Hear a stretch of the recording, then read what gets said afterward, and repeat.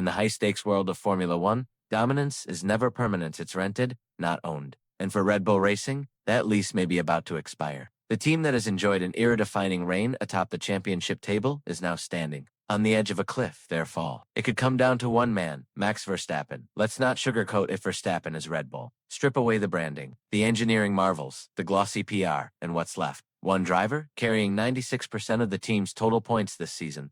That's not just a statistic, it's a warning siren. Max has been the team's backbone, the reason they've stayed ahead of the rising wave of challengers from McLaren, Ferrari, and Mercedes, and if he activates his contract's performance clause, the entire Red Bull machine could come crashing down. It's no longer just speculation. Christian Horner himself confirmed the clause exists. If Max falls out of the top 4 in the standings post-Hungarian Grand Prix, he could legally walk away despite being signed until 2028, and right now, he's clinging to third place with just 18 points, separating him from George Russell. In the world of F1, that's nothing. One DNF, one rainy qualifying session gone wrong, and suddenly, the most powerful man in the sport is a free agent. Zak Brown, McLaren's CEO, ignited a firestorm when he boldly claimed that without Verstappen, Red Bull could fall so far back that even their junior outfit racing bulls might outperform them. And while his words stirred controversy, they weren't baseless. Red Bull's structure, as strong as it appears, leans heavily on Verstappen's superhuman ability to extract performance from machinery that, on paper, doesn't always belong at the front.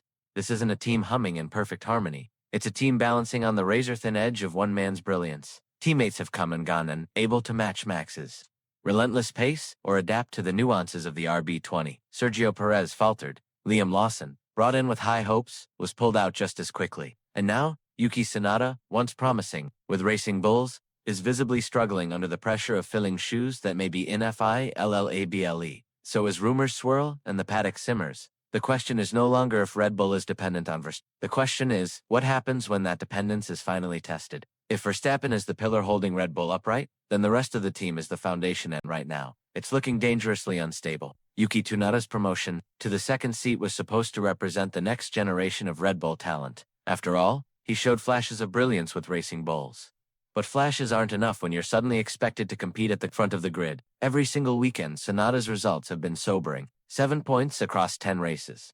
That's not a slump, that's a system failure. And it's not just performance metrics, it's psychology, pressure, adaptation. Tsunoda himself admitted recently that Max is carrying the team entirely on his shoulders. That kind of candor is rare in F1.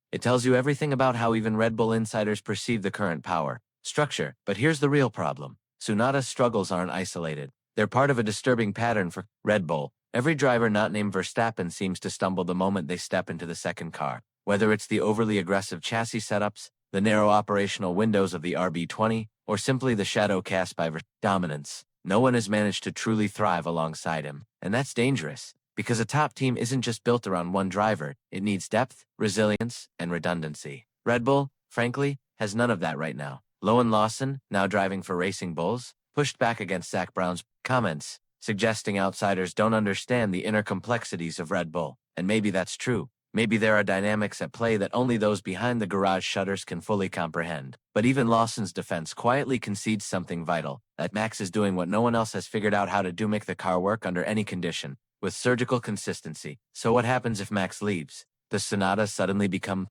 the de facto leader? That seems implausible, if not outright catastrophic.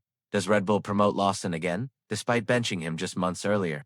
Do they gamble on bringing in outside talent, knowing full well that whoever comes next will be stepping into the most unforgiving spotlight in motorsport? There are no easy answers, and in F1, uncertainty is poison. As the 2025 season looms and pressure mounts, Red Bull faces the very real possibility of having to rebuild, not just their driver lineup but their entire identity. As Red Bull teeters on the edge of uncertainty, Mercedes is quietly sharpening its knives. The silver arrows have been relatively subdued since the departure of Lewis Hamilton was first confirmed, but don't mistake silence for inactivity. Beneath the calm surface lies one of the most daring power plays in recent F1 memory. All signs suggest that Mercedes is preparing for Max Verstappen's potential arrival, and the implications are staggering. Here's where it gets complicated. Most expected that if Verstappen made the move, George Russell would be the one forced to step aside. But a growing chorus of insiders, including Italy's La Gazzetta dello Sport, are reporting something far more radical. Mercedes might retain Russell and pair him with Verstappen, two elite drivers. One garage, one potentially explosive rivalry. Sound familiar?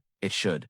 Toto Wolff has managed this circus before. Hamilton and Rosberg, teammates turned bitter enemies.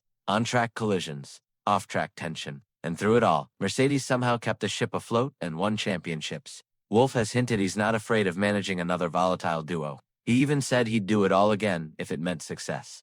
But this time, the stakes are even higher, because now there's a third variable in the equation, Andrea, Kimi Antonelli. Antonelli is not just another young driver. He's been groomed within the Mercedes family with surgical precision. Raw, fast, fearless, the Italian teenager has been hailed as the future of the sport. So where does he fit into this puzzle? If Verstappen and Russell both occupy Mercedes seats in 2025, Antonelli's F1 debut could be delayed or rerouted, and that's where Alpine comes in.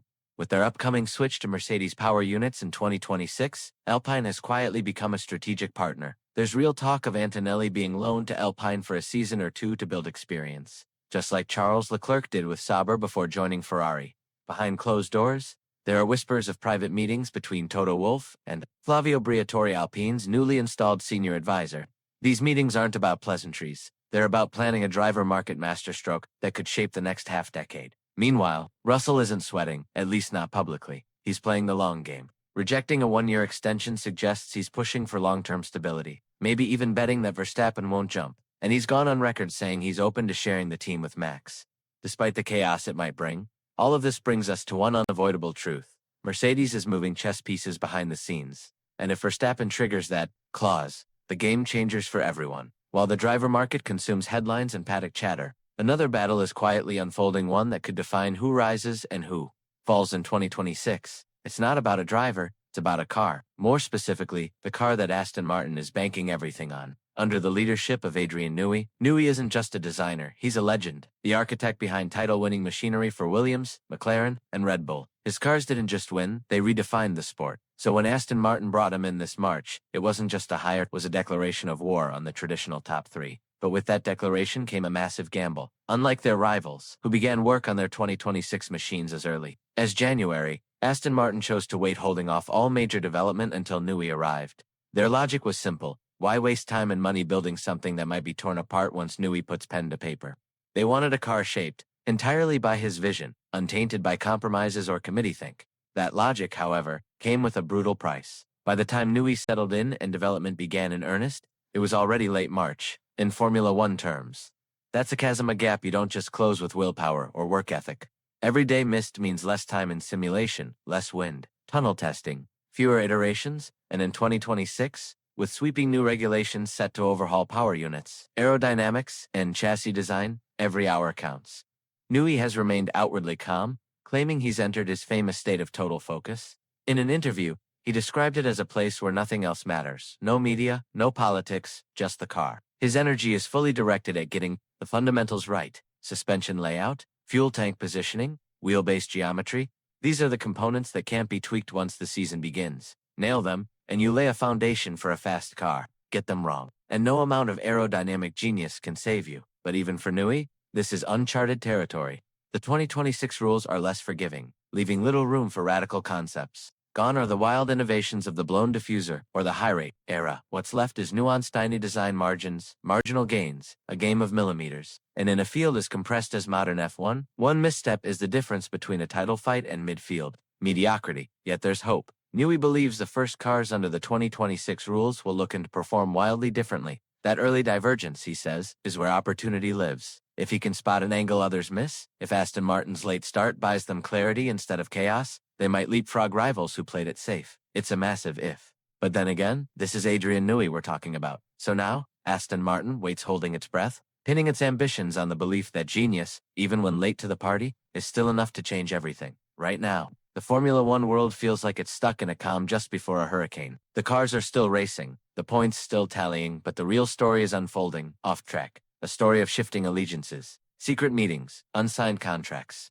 and futures being shaped in hotel conference rooms and paddock back offices everywhere. You look, uncertainty rules. Will Verstappen leave Red Bull, triggering the single most disruptive driver transfer in over a decade? If he does, who replaces Heyman? Can anyone actually fill that vacuum? The team's internal structure has been exposed as fragile, heavily reliant on one driver's brilliance. If that thread snaps, do they promote a Racing Bulls driver too? Soon. Do they chase George Russell, knowing he may already be locked in? Could Charles Leclerc or even Fernando Alonso be tempted into a late career title push? And then there's Mercedes staring at a possible future with Verstappen and Russell in the same garage. A dynamic charged with rivalry, pressure, and potential fireworks. Add to that the fate of Antonelli, whose entire career path hinges on whether the doors at Brackley stay open or are redirected to Enstone with Alpine. Each decision is interconnected. Each move reverberates through the entire grid. Meanwhile, Aston Martin isn't playing the short game. They're betting that in 2026, the rules reset will bring them closer to the front than ever before. But if Newey's late start project falters,